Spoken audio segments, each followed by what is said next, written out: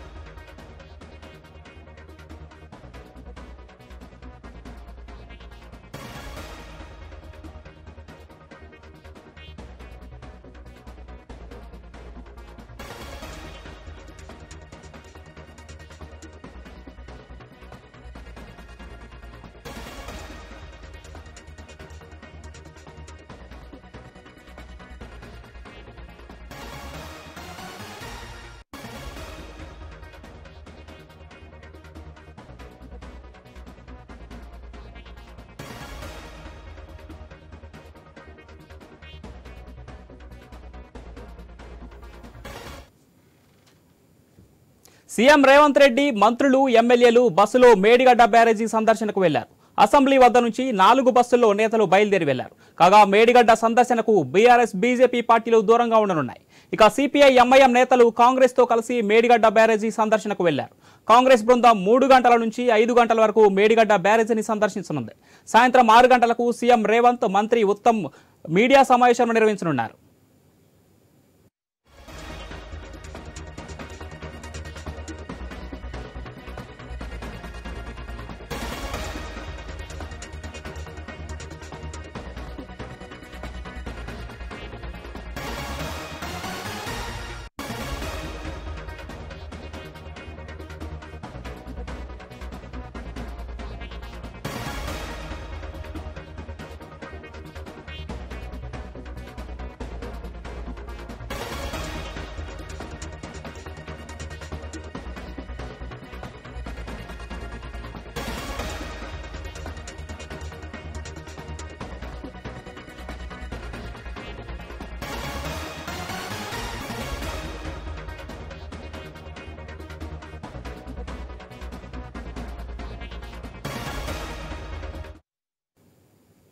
CM Revanth Reddy మంత్రులు ఎమ్మెల్యేలు బస్సులో మేడిగడ్డ బ్యారేజీ సందర్శనకు వెళ్లారు.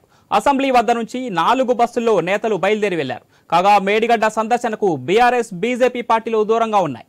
ఇక సిపిఐ ఎంఐఎం నేతలు కాంగ్రెస్ తో కలిసి మేడిగడ్డ బ్యారేజీ సందర్శనకు వెళ్లారు.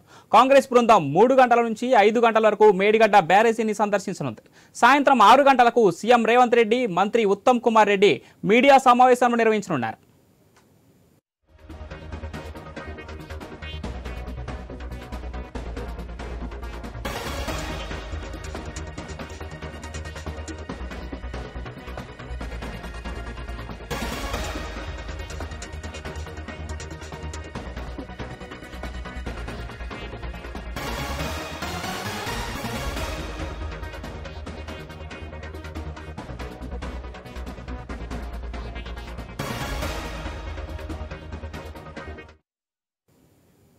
సీఎం రేవంత్ రెడ్డి మంత్రులు ఎమ్మెల్యేలు బస్సులో మేడిగడ్డ బ్యారేజీ సందర్శనకు వెళ్లారు.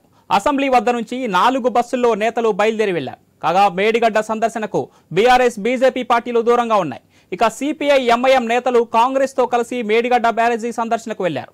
కాంగ్రెస్ బృందం 3 గంటల నుంచి 5 గంటల వరకు మేడిగడ్డ బ్యారేజీని సందర్శించనుంది. సాయంత్రం 6 గంటలకు సీఎం రేవంత్ మంత్రి ఉత్తమ్ మీడియా సమావేశం నిర్వహించనున్నారు.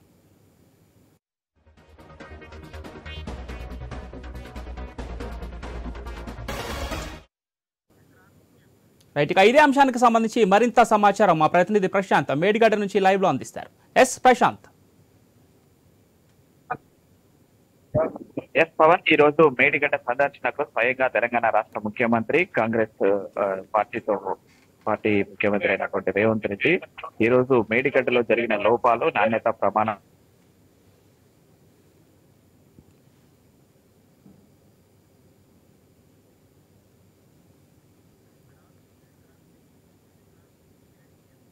సీఎం రేవంత్ రెడ్డి మంత్రులు ఎమ్మెల్యేలు బస్సులో మేడిగడ్డ బ్యారేజీ సందర్శనకు వెళ్లారు. అసెంబ్లీ వద్ద నుంచి 4 బస్సుల్లో నేతలు బయలుదేరి వెళ్లారు. కాగా మేడిగడ్డ సందర్శనకు బీఆర్ఎస్ బీజేపీ పార్టీలు దూరంగా ఉన్నాయి. ఇక సిపిఐ ఎంఐఎం నేతలు కాంగ్రెస్ తో కలిసి మేడిగడ్డ బ్యారేజీని సందర్శించనున్నారు.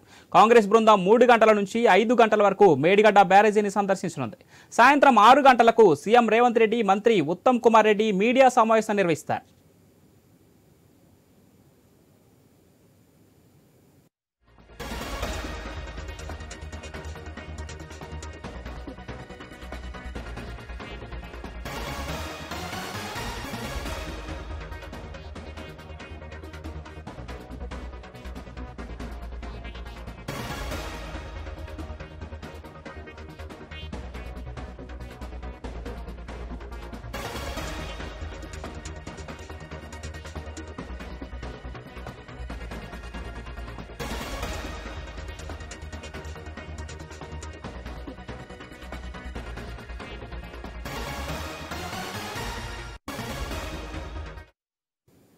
సీఎం రేవంత్ రెడ్డి మంత్రులు ఎమ్మెల్యేలు బస్సులో మేడిగడ్డ బ్యారేజీ సందర్శనకు వెళ్లారు. అసెంబ్లీ వద్ద నుంచి 4 బస్సుల్లో నేతలు బయలుదేరి వెళ్లారు. రైట్, ఇక ఈ పర్యటనకు సంబంధించి మరింత సమాచారం మేడిగడ్డ నుంచి మా ప్రతినిధి ప్రశాంత్ అందిస్తారు.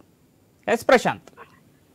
పవన్, తెలంగాణ ముఖ్యమంత్రి రేవంత్ రెడ్డి తన మంత్రులతో అదేవిధంగా ఎమ్మెల్యేలను ఎమ్మెల్సీ అందరినీ కూడా తీసుకుని మేడిగడ్డ బ్యారేజీ సందర్శనకు వచ్చాడు. మేడిగడ్డలో జరిగినటువంటి పిల్లర్ల కుంగుబాటుపై అక్కడ జరిగినటువంటి నాణ్యత లోపాలు, ఆ యొక్క లోపాలన్నింటినీ కూడా బాహ్య ప్రపంచానికి చూపించడానికి సీఎం రేవంత్ రెడ్డి ఒక ప్రత్యేక కార్యక్రమాన్ని ప్రభుత్వ ప్రోగ్రామ్ గా నిర్వహించాడు. దీంతో ఉదయం అసెంబ్లీ వద్ద నుంచి ప్రత్యేకంగా బస్సుల ద్వారా అటు మంత్రి ఉత్తమ్ కుమార్ రెడ్డితో సహా రేవంత్ రెడ్డి ఒక ప్రధాన బస్సులో మంత్రుల మండలితో సహా బయలుదేరితే మిగతా వాళ్ళ ఎమ్మెల్యేలు మరో 3 బస్సులలో ఎమ్మెల్సీలతో సహా బయలుదేరారు. ఇప్పటికే ఇక్కడికి మీడియా ఇక్కడికి చేరుకుంది. ప్రస్తుతం ఇక్కడ అయితే ఉన్నటువంటి లోపాలను బాహ్య ప్రపంచానికి చూపించడానికి ఇక్కడ ఉన్నటువంటి ఎమ్మెల్యేలు మంత్రులందరినీ కూడా తీసుకుని వచ్చాడు. ఇక్కడ కట్టుదిట్టమైన భారీ భద్రతా నడుమ ఇక్కడ ఏర్పాట్లు కూడా చేశారు. ఇక్కడ ఏర్పాట్లకు సంబంధించి భూపాలపల్లి జయశంకర్ జిల్లా కలెక్టర్ భువేష్ మిశ్రా, అదేవిధంగా ఎస్పీ కిరణ్ ఖరే ఇద్దరు కూడా ఇక్కడ ఏర్పాట్లను కూడా చేశారు. ఇక్కడికి వచ్చినటువంటి మంత్రులు అధికారులకు కూడా ప్రత్యేక ఏర్పాట్లు కూడా చేశారు. 3 గంటల సమయంలోకి ఇక్కడికి మేడిగడ్డకు సీఎం రేవంత్ రెడ్డి చేరుకుంటాడు. ఇక్కడ అనంతరం ఇక్కడ ఏ పిల్లర్లు అయితే కుంగుబాటు అయ్యాయో, ఎక్కడెక్కడైతే లోపాలు జరిగా అవన్నీ కూడా క్షుణ్ణంగా పరిశీలించనున్నారు. అనంతరం అధికారులతో మాట్లాడి ఎప్పుడు ఈ యొక్క నాణ్యత ప్రమాణాలు పాటించకుండా ఈ యొక్క ఏదైతే బ్యారేజ్ నిర్మించారో దానిపైన లోపాలకు గల కారణాలు అదేవిధంగా లోతుగా పరిశీలించి విశ్లేషించనున్నారు. అనంతరము ఇక్కడ జరిగినటువంటి లోపాలపైన మీడియాతో కూడా నేరుగా సీఎం రేవంత్ రెడ్డి మాట్లాడుతున్నాడు. పవన్, మొత్తానికైతే అటు నీళ్ల పంచాయతీ, ఇటు గోదావరి మీద కట్టిన కాళేశ్వరం ప్రాజెక్టుకు సంబంధించినటువంటి లోపాలు ఉన్నాయంటూ కూడా కాంగ్రెస్ సీఎం రేవంత్ రెడ్డి, అటు బీఆర్ఎస్ అధినేత మాత్రము కృష్ణా జిల్లాలో వాటాకు సంబంధించినటువంటి కేంద్ర ప్రభుత్వానికి అప్పగించారు రాష్ట్ర ప్రభుత్వము.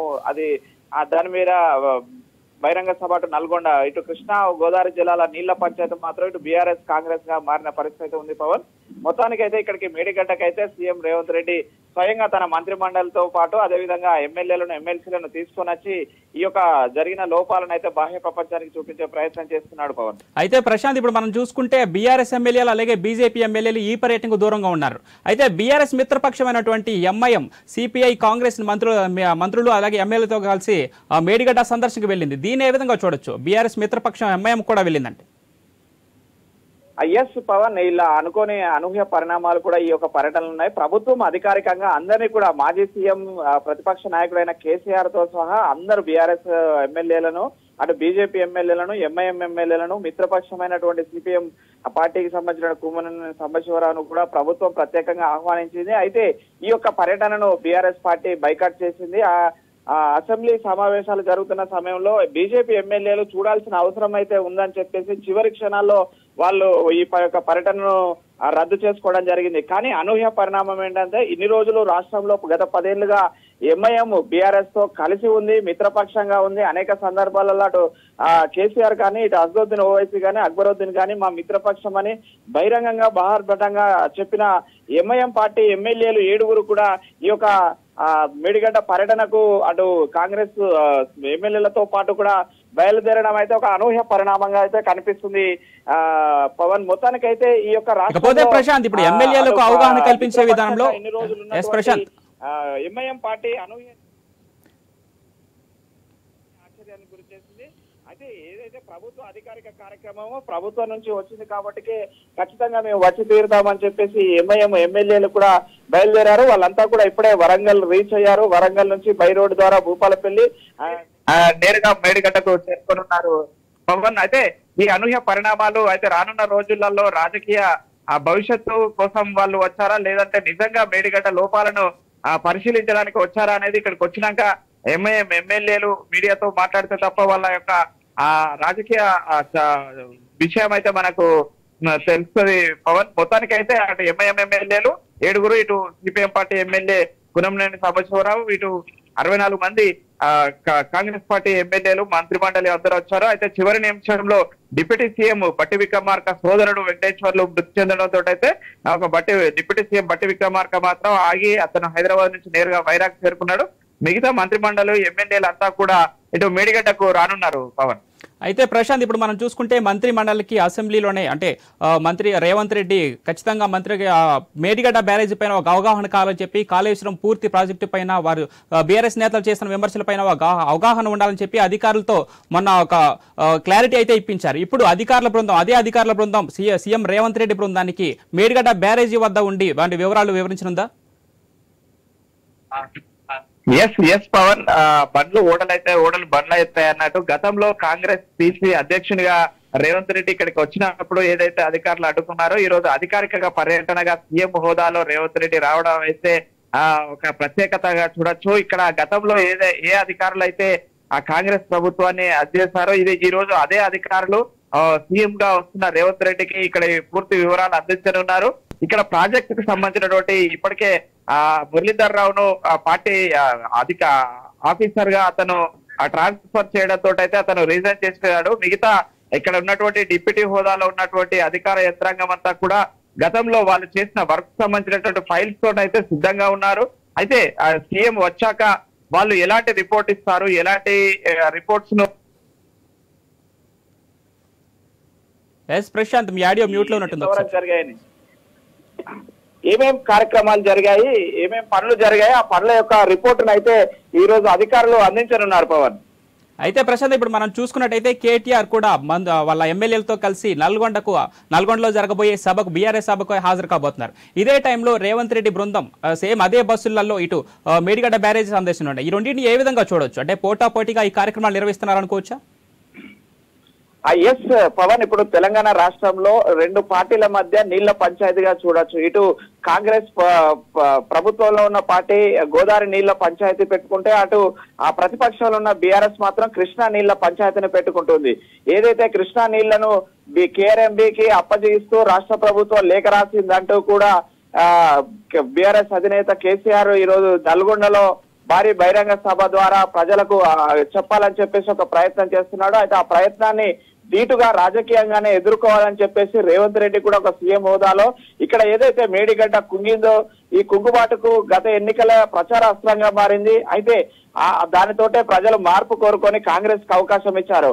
అయితే ఈ కాళేశ్వరాన్ని మరొకసారి రాజకీయ ఎత్తుగడకు పై ఎత్తుగడగా రేవంత్ రెడ్డి మలిచాడు. అటు నల్గొండ సభను ఫెయిల్ చేస్తూ ఇక్కడ జరిగిన వాళ్ళు బీఆర్ఎస్ ప్రభుత్వం చేసిన నిర్వాకాన్ని బాహ్య ప్రపంచానికి చూపించాలనే ఒక సంకల్పంతో ఇటు సీఎం రేవంత్ రెడ్డి మేడిగడ్డ పర్యటన పెట్టుకున్నాడు. ఇక్కడ ప్రభుత్వ అధికారిక కార్యక్రమంగా కూడా మలచడంతో అయితే ప్రభుత్వ శ్రేణులంతా కూడా ఇక్కడ కదిలి వచ్చారు. ఇప్పటికే ఇక్కడ సీఎస్ తో సహా అందరూ కూడా సీఎం తో ఇక్కడికి రానున్నారు. మరి కాసేపట్లో ఇటు ఇరిగేషన్ శాఖ సంబంధించినటువంటి అధికారులు కూడా గతంలో పనిచేసిన అధికారులు ఈ యొక్క ప్రాజెక్ట్ లో ఉన్నటువంటి అధికారులు అది అప్పటి ప్రభుత్వ విధానాలకు అనుగుణంగా పనిచేస్తారు.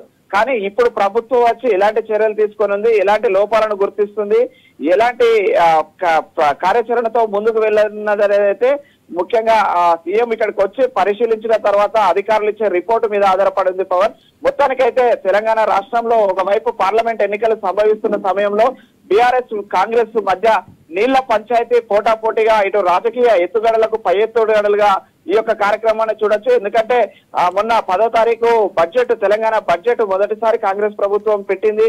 అనంతరం నిన్న బడ్జెట్ పైన పూర్తి స్థాయిలో కూడా చర్చ కూడా సాగింది. అయితే ఈ చర్చ నేపథ్యంలో ముఖ్యంగా ఈ యొక్క పాయింట్స్ అన్ని కూడా గత ప్రభుత్వము అవినీతిమయమైంది, అప్పుల కుప్పగా మార్చారంటూ కూడా ఆరోపణలు చేయడమే కాదు, దానిపైన క్షుణ్ణంగా దీని మీద వచ్చేసి ముందుకు వెళ్ళనున్నట్టు ప్రభుత్వం అయితే మనకు కనిపిస్తుంది. Pawan, right, thank you Prashanth.